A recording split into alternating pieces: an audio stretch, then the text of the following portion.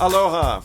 I'm Eric Anderson, pastor of Church of the Holy Cross, United Church of Christ in Hilo, Hawaii. And here's what I'm thinking.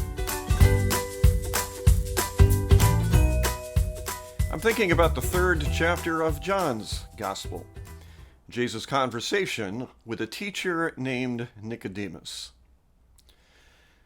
Personally, I think Nicodemus ends up with an undeserved bad reputation for not understanding the things that Jesus says, because if you do in fact listen to the conversation between the two of them and understand both as speaking in metaphor, suddenly the conversation is not about lack of understanding.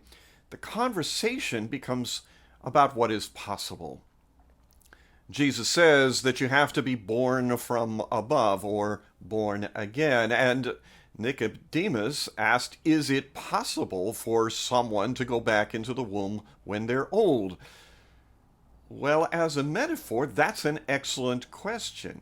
Is it possible for those of us who have gotten fixed in our ways at whatever age?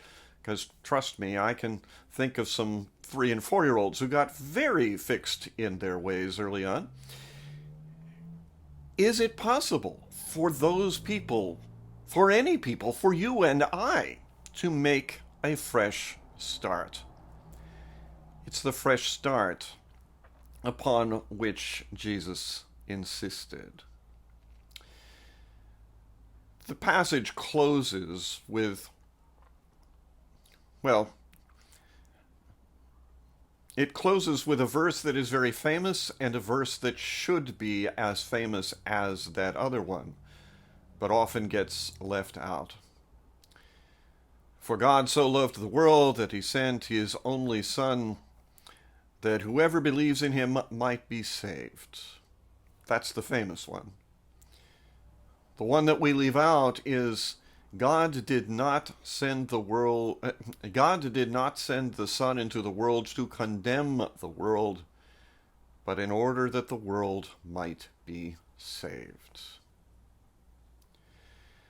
And this is Jesus' answer to Nicodemus, although it may have been John's words rather than Jesus. We're not actually certain where Jesus' statement to Nicodemus ends and where John's commentary on it begins.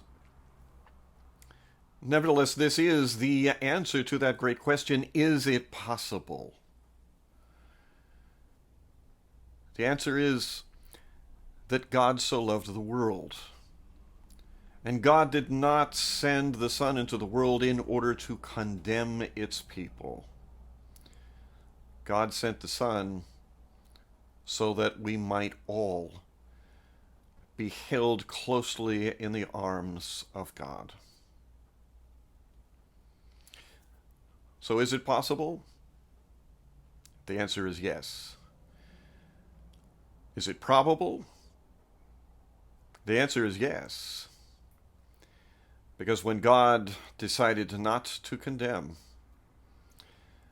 that was a choice that God could make and a promise God intends to keep.